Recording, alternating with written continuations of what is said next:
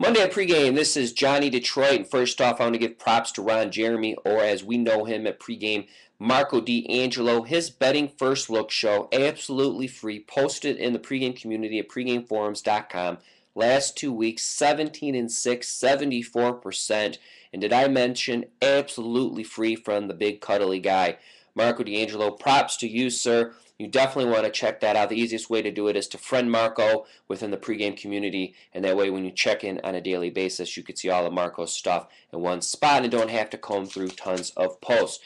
I also want to give props to Mr. Steven Nover. Steven does a lot for pregame. He comes in, does the daily videos. He is on an 18-4 NBA run. Just amazing. We'll get to more on Steven later on. And over to the streak section where you, the pregame community, props to Arturo. The last 7 days, 10-2.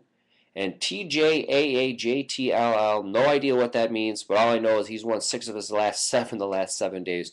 And you could reach that by clicking streaks anywhere within the pregame website. Over to the good, the bad, and the ugly is one of the things we pride ourselves on over at pregame is transparency, and you can see the last 100 picks from all of your favorite pregame pros.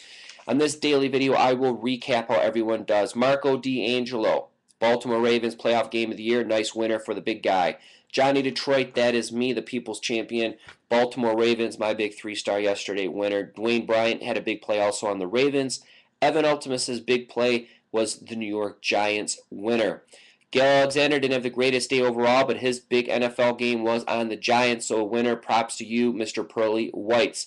J.R. O'Donnell, too cool for school, wearing the shades. He did it Thursday with his big game, Friday with his big NBA game. Saturday he comes back with an Atlantic 10 game of the year. Last night he has a big play in the NBA over in the Lakers game. Another 3-star winner from J.R.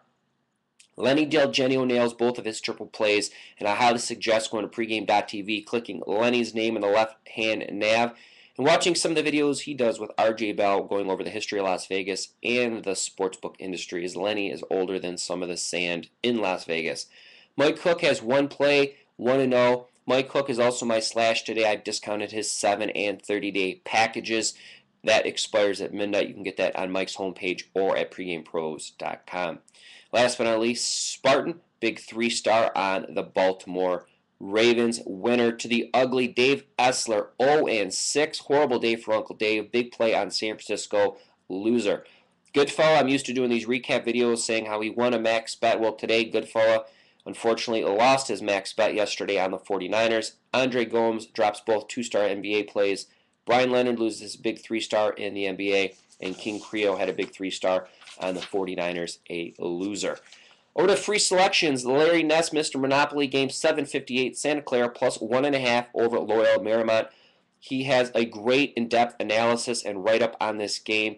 Pregamepros.com, right-hand side, click free picks to read all the analysis. He's quite aware of the 6-game losing streak.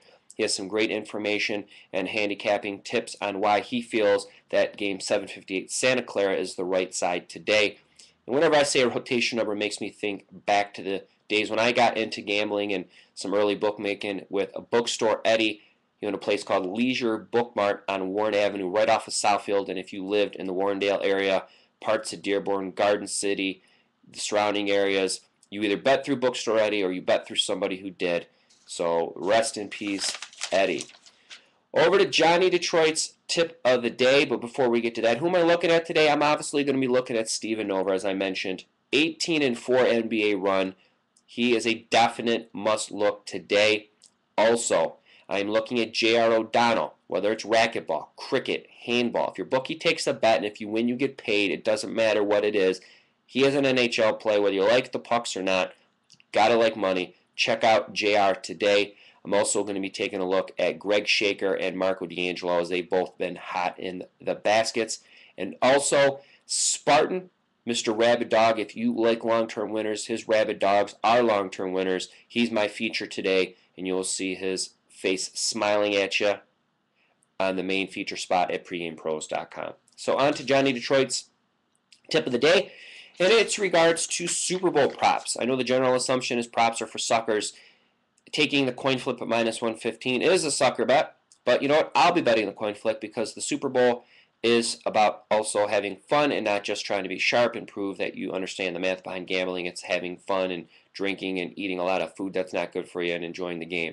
So I'm going to be taking a lot of sucker props, but if you do want a tip, the easiest tip I can give you, and it's a no-brainer one to do, it doesn't take tons of research, tons of math, a couple times a week, maybe closer to game time when the odds makers are focused on the NBA or college basketball games about to tip, go to Pinnacle, the Greek, go to Chris, print out their prop sheet, and then go to some other places that aren't so sharp, like especially places that kick out sharp bettors, where to them they're only taking square action on the props and they're not as focused on moving them as they should.